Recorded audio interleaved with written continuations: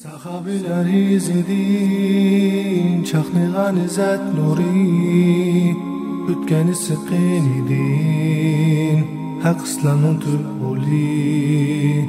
Baş ekmez kafirga, şiddet bilen atseli, Hemze Halid Musab'tek, şir yürek oğlanları. Suraqa ibn Malik. Bir atigini Qurayshlar cho'chishib, o'pir-to'pir bo'lishib ketishdi. Chunki ularning yurt mahallarining hamma yerida Muhammad kechisi Makkadan chiqib ketibdi degan xabar tarqalgan edi. Lekin Qurayshlarning kattalari buningga ishongiz kelmadi. Ular Bani Hashim jamoatidagilarning uylarini va Muhammad alayhisalomning barliq do'stlarining uylarini aqtirdi. Aqtirish Abu Bakrning uyiga kelganda uyida Asma bor edi. Uningdan "Atang qani?" deb so'rashdi. U "Bilmayman" deb javob berishi bilanla Abu Jahl oldiga kelib, uning tasdiqiga birini soldi. Tayoq zarbasidan silkinib ketgachga, hatto uning qo'lqidagi halqasi tushib ketdi. Ular Muhammad alayhisalomni topolmagandan keyin uning haqiqatan Makkadan chiqib ketganligiga ishondi. Lekin bu ishonish ularning tarsoligini texmi bak oshirdi. Ular Muhammad alayhisalomning mangan yo'lini izlab tepish uchun maxsus odamlarni tashkil qildi. Hamda izchilar bilan birga ularmi chiqishdi. Ular Sabri g'origa kelganda izchilar "Bu odam bu g'ordan taxi o'tib ketmabdi" deyishdi. Ular xatolashmagan edi. Payg'ambar alayhisalom do'sti Abu Bakr bilan bu g'orga yo'shirinib olgan edi. Qurayshlar g'orning eg'izi oldida u yoqdan bu yoqqa mang'atdi. Buni ko'rib turgan Abu Bakrning ko'zlariga yosh keldi. Muhammad alayhisalom uningga muhabbat, kuyinish va ichinish nazari bilan qaradi. Abu Bakr: "Ey Allohning payg'ambari, men o'zim uchun andish qilmadim. Faqat sana biror ish bo'lib qolmaskan deb yig'ladim" deb pichirladi. Payg'ambar alayhisalom tamgin holda: "Ey Abu Bakr, sen g'am qilma. Alloh biz bilan birgadir" dedi. Allah Abu Bakrga xotirjamlikni tushirdi. U g'ar oldida u yoq bu yoqqa mengib yurgan kishilarning putlariga qaraydi va "Ey Allohning elchisi, agar ulardan birasi putining osti tarafiga qarasala, ikkimizni ko'rib oladi" deganida payg'ambar alayhisalom "Ikkimizdan uchinchisining Alloh ekanligiga qanday qaraysan?" dedi. Ular g'ar ustidagi bir yoshning "Yuringlar, g'ar ichiga qarab boqayli" deganligini angladi. Bu chaqda Umayya ibn Xalaf masxarlik holda "G'or ishkida to'r tortgan umchukni ko'rmadinglarmi? Alloh bilan qasamki, bu umchuk Muhammad tug'ilishdan burunmi bor ekan" dedi.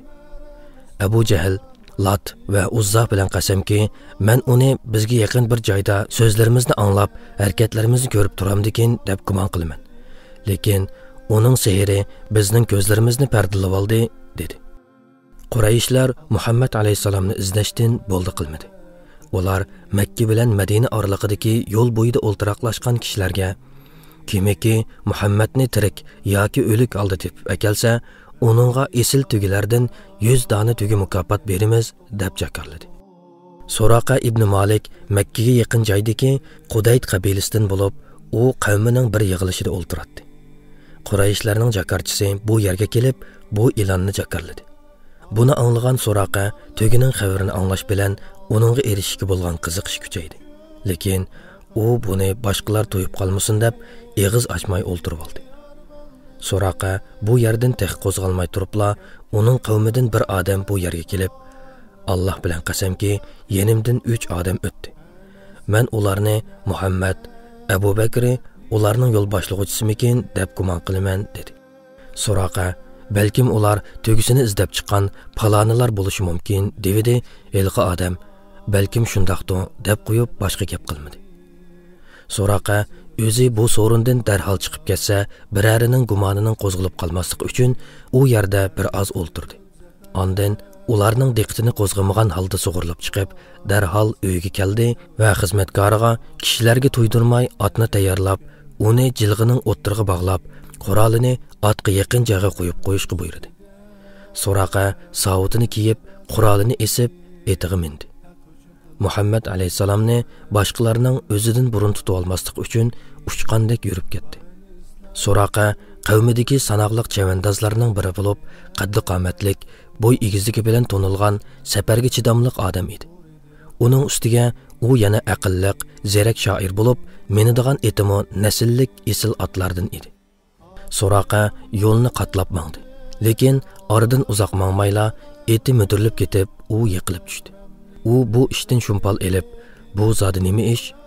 U o'lgur ot, deb etiga yana minib yo'lga ravon bo'ldi.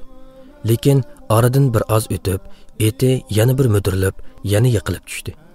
Uning ko'nglida gumon texmi kuchaydi va orqaga qaytmoqchimi bo'ldi. Lekin yuz tugiga erishish ishtiyoqi uni yana oldiga mengishga undidi. Suraqa etidan ikkinchi qatim yiqilgan yeridan uzoq mangmayla Muhammad alayhisalom va uning do'stini ko'rdi. U o'qiyasiga qo'lini uzatdi-yu, qo'li qetibli qoldi. Chunki u etining to'yoqlarining zaminga petib ketayotganligini, oldini to'pichang to'sib olganligini ko'rdi. U etini devitdi, lekin ot yerga mixlanib ketgachga qimir qila olmaydi. Shuning bilan u payg'ambar alayhisalom va uning do'stiga qarab, "Ey ikki odam, sizlar etimning putlarini qo'yib o'tish haqida Parvardigoringlarga duo qilsanglar, men sizlarga chaqilmay", dedi. Payg'ambar alayhisalom duo qilib edi, Alloh uning etining putini qo'yib o'tdi. Lekin uning ochko'zligi yana qo'zg'alib, otni ular tarafga chaptirdi. Ammo otning putlari bo'lsa, burunqidimi bakrak cho'nqurib ketib ketdi. Suraqa yalvorib, "Narsalarim va qurollarim sizlarning bo'lsin. Men orqamdagilarni qaytarib akitishga va'da beray", dedi. Payg'ambar alayhisalom, "Bizga u narsalaringning keragi yo'q, lekin sen kishilarni bizdan qaytar", dedi. Ondan uning etining mengishiga duo qildi. Eti mangdi. Payg'ambar alayhisalom yo'liga ravon bo'lmoqchi bo'lganda, Suraqa ularga, "Alloh bilan qasam, mendan sizlarga ziyon yetmaydi", dedi. "Sen bizdan nima talab qilmoqchi?" deb so'radi Payg'ambar alayhisalom. "Alloh bilan qasamki, ey Muhammad, menga ishon, sening dining kelgusida oshkorlanib, ishlaring yuksaladi. Navoda men sening huzuringga borsam, meni hurmatlashga va'da ber va bu to'g'risida menga xat yozib ber", dedi.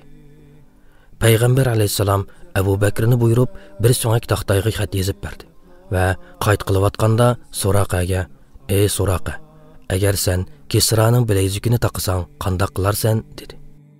"Kisra ibn Hurmuzama?" deb so'radi Suraqa hayron bo'lib. "Ha, Kisra ibn Hurmuz", dedi Payg'ambar alayhisalom. Suraqa qaytdi. U Muhammad alayhisalomni izlab mangan kishilarni ko'rib ularga, "Qaytinglar. Men uni izlab hamma yerni qizib etdim. Mening izlaguvchi ekanligimni sizlar obdan bilasizlar", dedi. Shuning bilan boshqa kishilarmi qaytishdi. Suraqa Payg'ambar alayhisalom Makka zaminidan sog' salomat qutulib Madinaga yetib borganga qadar o'zi Payg'ambar alayhisalom va uning do'sti bilan bo'lgan ishlarni oshkorlamadi. Keyin u bu ishlarni so'zlaganda Abu Jahl Suraqaning qo'rqinchoqligiga, fursatni qo'ldan berib qo'yganligiga malomat qildi. Suraqa uningga, "Ey Abu Hakam, agar sen otning putlarining yerga qandoq betib kirib ketayotganligini ko'rsang eding, Muhammadning haqiqatan isbot bilan kuchlantirilgan payg'ambar ekanligiga shak qilmayding. Ashundaq vaqtda kimmi uningga qarshilik qila olsin", degan edi. Kunlar shu tariqada o'taverdi. Qorong'u kechida musofir shaklida qochib chiqqan Muhammad alayhisalom amdilikda bo'lsa Makkani fath qilguvchi qo'shinning rahbari bo'lib qaytib keldi. Uni qilich va nayzalar bilan qurollangan necha ming qo'shin qo'g'dab mangan edi. Ayni chog'larda akavurliq, manmanlik va zo'migarlik bilan zaminga patmay qolgan Quraysh kattillari qo'rqib titragan holda payg'ambar alayhisalomning oldiga uningdan aminlik so'rashib, mag'lub holda kelishmoqda edi.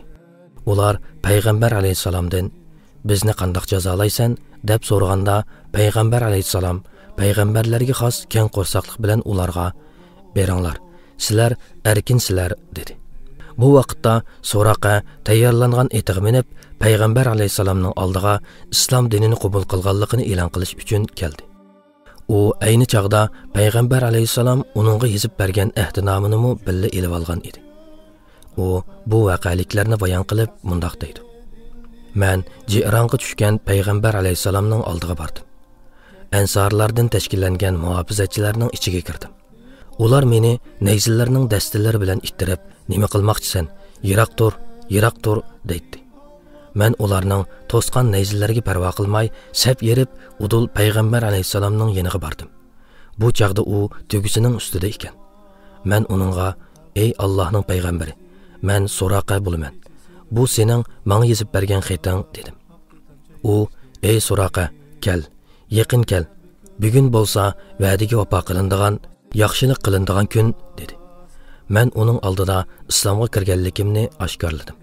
Mən onun yaxshiligiga va xayriyatiga erishdim. Suraqa payg'ambar alayhisalom bilan uchrashib, oradan bir necha vaqt o'tibla payg'ambar alayhisalom Allohning dargohiga ketdi. Payg'ambar alayhisalomning vafotiga Suraqa qattiq qayg'urdi. U ayni chaqda yuz tugini deb payg'ambar alayhisalomni o'ltirmoqchi bo'lganligini, endi bo'lsa butun dunyodagi tugilarning payg'ambar alayhisalomning qimmati oldida uning ilivatgan tirnoqchilik emasligini esladi va payg'ambar alayhisalomning ayni chaqda: "Ey Suraqa, agar sen Kisraning bilayzugini taqsang qandoq qilarsan?" degan so'zini eslab, mushundaq bir kunning cho'qim keladiganligiga shaksiz ishondi. Kunlar o'taverdi. Musulmonlarning xalifaligi Abu Bakrning vafotidan keyin Umar ibn Xattobning qo'liga o'tdi. Uning qo'shinlari Paris ziminiga xuddi kelkundek besib kirdi va ularning qo'rg'on istehkomlarini pochaqlab, shohlik taxtlarini gumron qildi. Allohning yordami bilan bu vahshiy insonlarning saltanatlari urilib, nurg'un g'animatlarni oldi. Umarning xalifalik mezgilining oxirgi kunlarining birida Said ibn Abu Waqqasning elchilari musulmonlarning xalifasiga g'alaba xushalligini yetkazish uchun Madinaga keldi. Ular musulmonlarning xazinasiga urushda elingan g'animatlarning 5dan birini biriga olg'ach kelgan edi. G'animatlar Umarning oldiga qo'yilganda, u ajablangan holda u narsalarga qaradi. Chunki u narsalarning ichida Kisraning marvoyit toshlar bilan zinnatlangan toji, oltin yiplar bilan kashlangan kiyim-kechaklar, esil tosh va javharlari o'rnatilgan belbag'i, hech kim ko'rib boqmagan shakldagi bir jup bilayzuki bor edi. Uningdan boshqa yana sanab bo'lg'usiz esil narsalar bor edi. Umar, Alloh uningdan rozi bo'lsin, bu narsalarni osisi bilan oyoq bu yoqqa o'rib-cho'rib beqib atrofidagilarga: "Bu vazifani o'rindaganlar diyonatlik va ishonchlik odamlar ekan" dedi. Bu chaqda Ali raziyallohu anhu: "Ey mu'minlarning xalifasi, sen pok bo'lg'achqa fuqarolaring pok diyonatlik. Agar sen chiriklashgan bo'lsang, ularmi chiriklashgan bo'ladi" dedi. Umar ibn Xattob Suraqani chaqirib, uningga Kisraning ko'ynikini, ishtinini, to'nini va o'tikini kiydirib, qilichi bilan esil belbog'ini esib qo'ydi. Beshiga bo'lsa uning oltin tojini taqidi.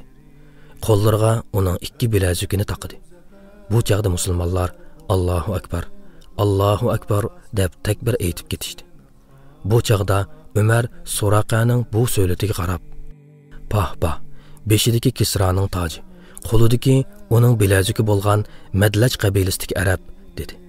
Ondan osmonga qarab: "Ey Alloh, sen bu mollarni payg'ambaringga bermading. U sana mendan suyumlik va hurmatlik edi. Abu Bakrga mu bermading. U mendan suyumlik va hurmatlik edi. Uni bo'lsa menga berding. Men sening bu narsalarni meni jazolash uchun bergan bo'lishingdan panoh tilayman" dedi.